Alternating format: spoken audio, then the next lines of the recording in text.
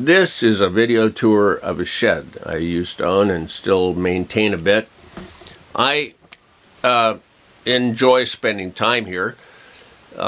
It's 10 by 12 and I built it in 1992 when I was on break from a graduate school of theology in Houston, Texas that I was trying to take. They, of course, cut off my student loans at school, some kind of an accident, I guess, of the federal government, and so I didn't complete that one. I have written quite a bit here, maybe half a dozen novels, and that are somewhat like enhanced first drafts, because it does get cold here in the winter. Once it's below freezing, I'm not going to be doing a lot of typing. It slows things down anyway. And I also do writing on history, philosophy, and theology, and poetry.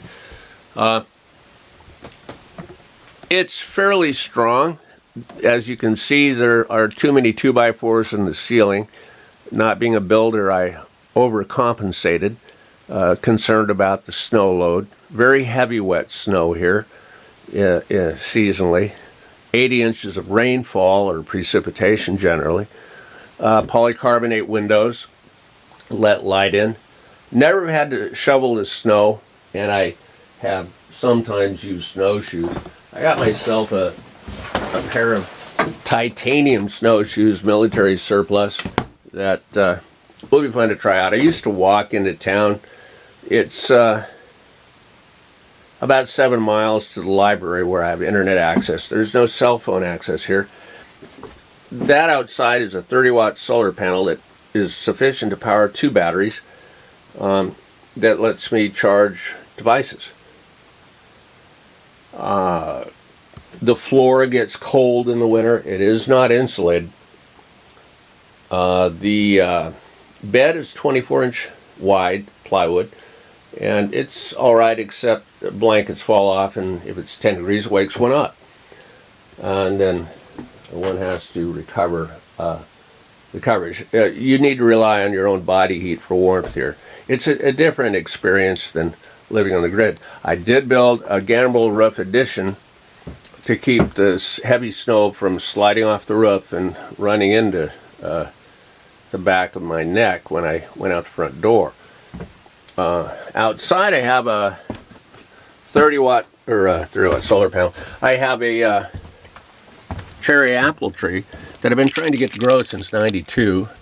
It's about 7 feet tall, and the deer trim it every year, including this year. Although it's doing fairly well, I hope it gets above a height above the reach of the deer eventually.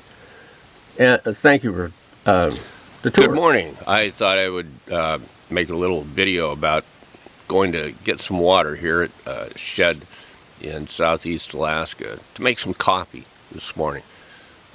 It's a rainforest here, and I haven't made much of a video about the rainforest, where I've lived occasionally for half a century. There are fundamentally 5 kinds of trees here. Conifer trees. Pine, hemlock, spruce, cedar.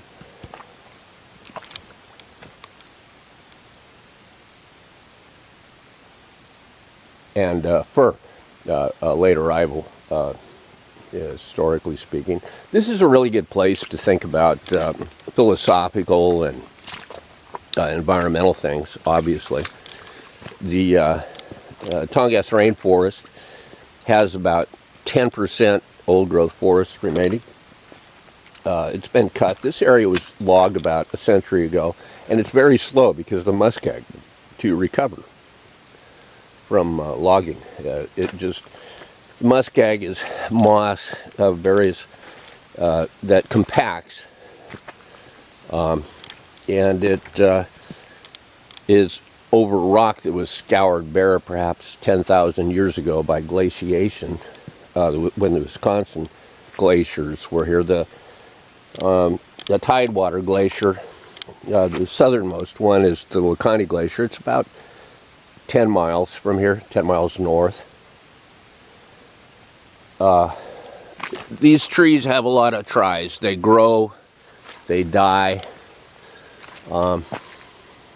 they fall over, they break.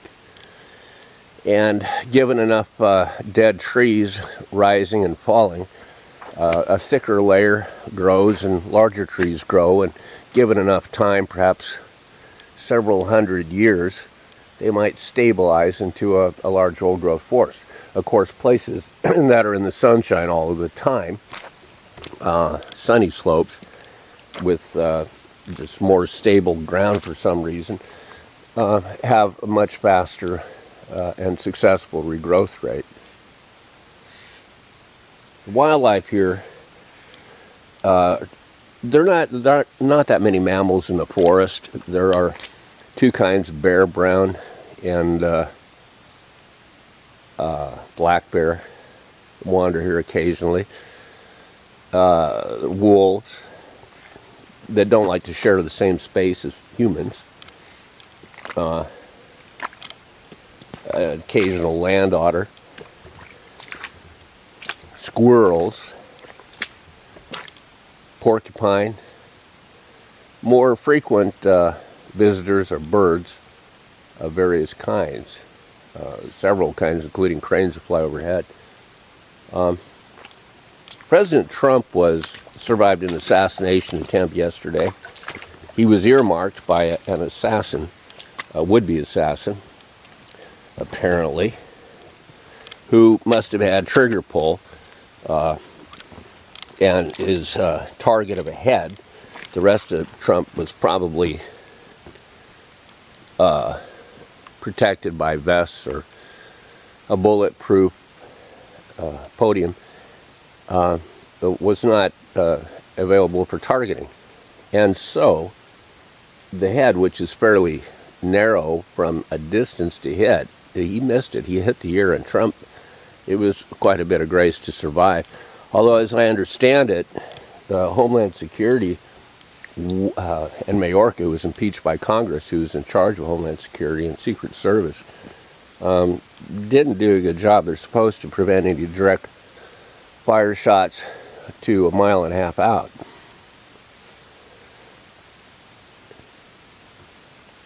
There are some taller trees in the forest here, but certainly that kind of way of taking down candidates is unfortunate. People shouldn't do that. President Biden for a long time has said Trump's a threat to democracy, so maybe someone took him seriously. It's been the president's primary election reason for getting reelected was to save democracy. That's a blueberry. The blueberries came out here. There is no cell phone coverage. NPR is it for me. And I rather detest NPR. You know, I think the entire idea of forgetting that people are just human, and all the rhetoric people put about things is really unfortunate. It's a corruption of capitalism, kind of a hyperbole of things to sell products and get favor and create cults and create elites of people that actually aren't deserving of being elites. You know, there are only about 3 or 4 true geniuses per million people, statistically. I'm not one of them, and most people aren't. And so, it isn't really necessary to... I'm going off the trail here a bit. This is in order to show some of the forest here.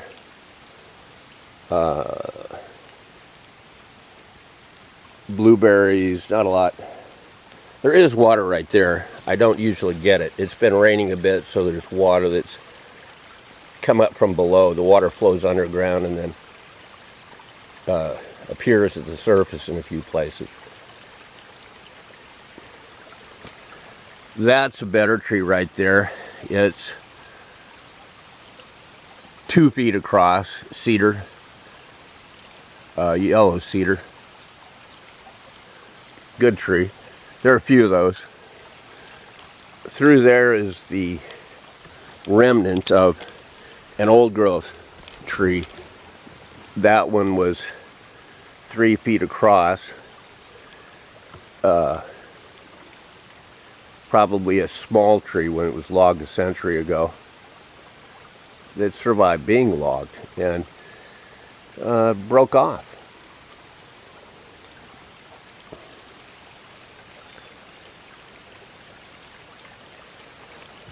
Yeah, environmentally it's important to keep areas intact. It's a lot harder to create environment and restore environment than it is to destroy it. And people always find, especially uneducated people, will always find some way or excuse to, for survival reasons, to and marketing reasons, to sell things, to destroy the environment and support that. But it's their environment that they're destroying, which is unfortunate. It's bad for their own health. You can really appreciate it in a place like this because it has such, the entire place is alive. The ground is alive, muskeg all over it, trees. It's like being in a living organism entirely. And puts out all that air. This is in taking carbon dioxide and releasing air. And that's all good for people. I think that, humanity rose and mammals, when oxygen increased a long time ago in the atmosphere. And it's in decline now because of human actions. It makes everybody more stupid and volatile, and it will, continue to do so. The amount of oxygen, the percent in the atmosphere, is really important for human life. You want it healthy. Moss hanging from the tree.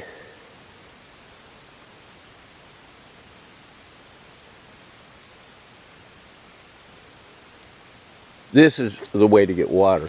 What was that? Oh, that's the squirrel through there, a squirrel, as if I was in Central Park.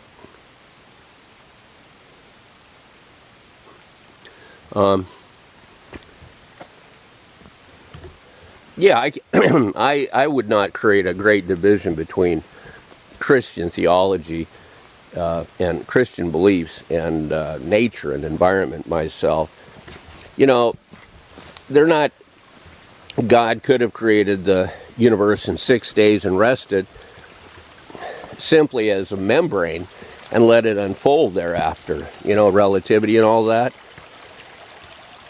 And the unfolding of the membranes can take 13 billion years. And that is the water source, drinking water. And I've always felt blessed to have some water when I've been out here to drink. It's good fresh water, and I would really not want anyone to pollute stuff, pour oil, change oil on a vehicle somewhere if they ever put a road in here. Then that's the best tree. It's about 2.5 feet across. But everything here was logged a century ago. Yeah, I think that, if you have a singularity, zero-dimension singularity, because mass and energy don't exist until the membrane unfolds. And because there are no forces of nature out at that point,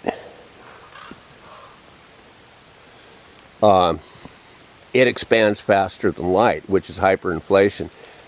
It doesn't slow down until the membrane, the initial singularity that unfolds as a membrane, and a raven is up in the trees that are sounding. It hears me talking, and so they tend to be social creatures.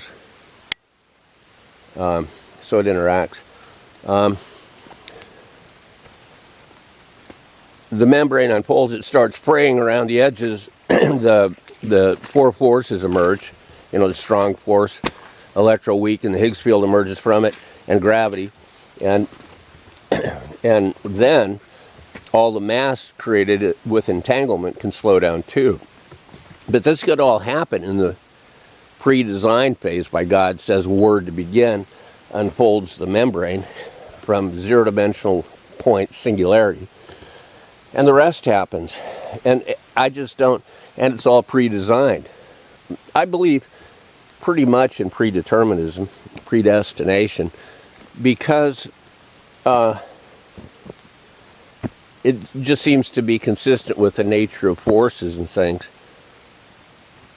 It's not like a game universe where the video game is predestined, although you have free choices you can make in it. However, those video games are good metaphors and analogies for, predestination and predeterminism. But it really is senseless to have a lot of conflict between Christian and evolutionary beliefs. It isn't necessary at all, and it's not productive. The world today has, 8 billion people, and really goes about consuming its resources kind of senselessly, economically. And it should change the way of doing things, to have an environmental economic policy. Maybe sometime in a future novel I can write, describe that good economic system, which I've done in nonfiction essays to a limited extent.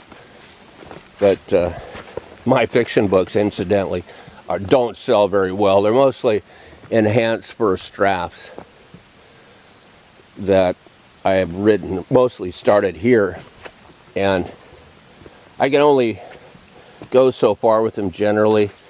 I used to have no electricity, and then it gets cold, and I can't really type with my fingers on a computer keyboard or an Alpha Smart when the temperature's below freezing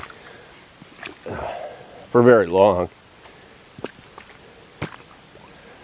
The rainforest is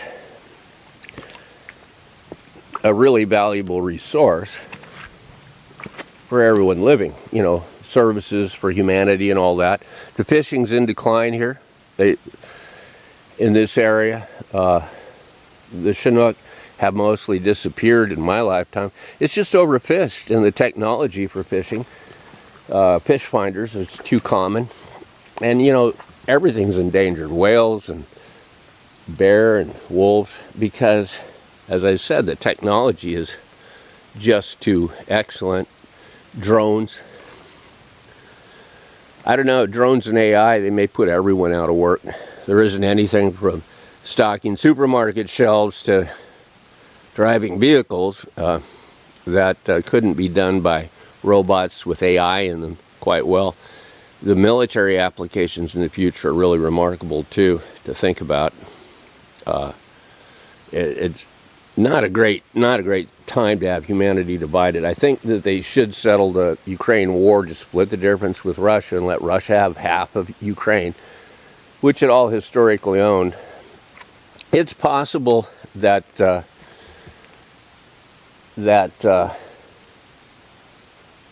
Clinton, when he had a certain amount of hubris and took all of Ukraine from Russia, when they broke up the Soviet Union, when the Soviet Union was weak and trusting in the West, because of the charisma of Ronald Reagan, they'd wanted to join the West, and they wanted to get rid of they wanted internal reforms, remember Glasnost and Perestroika.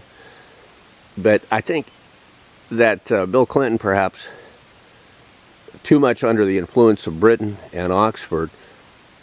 The British, keep in mind, are good at eliminating imperial empires, their own foremost. They're experts at breaking things down. Their system, their approach breaks down imperial empires. America's not an imperial empire, yet it too, as a large nation, can be broken down.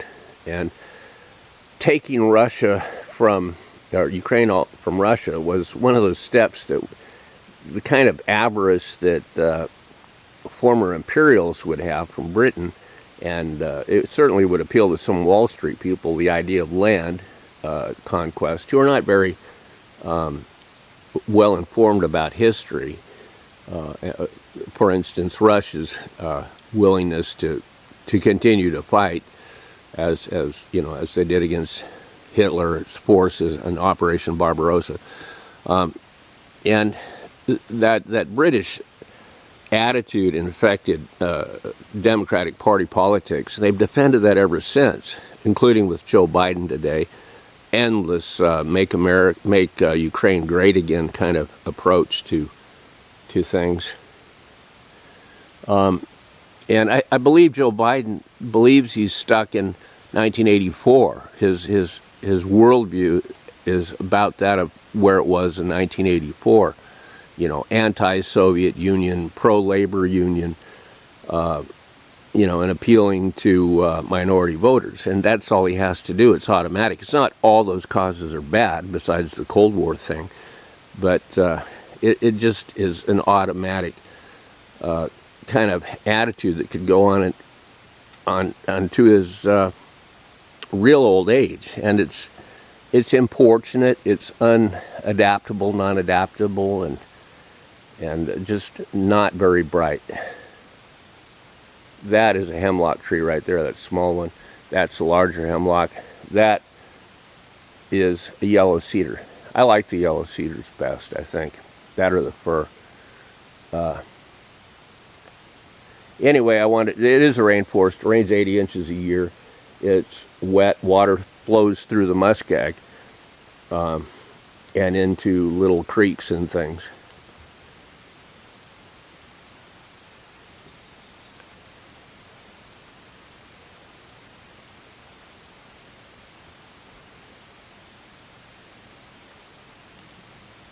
And that's kind of it. I do some writing out here. I used to have a place here I used as a storage unit for some things while I traveled across the country, riding a bicycle looking for work in order to try to save money for graduate school.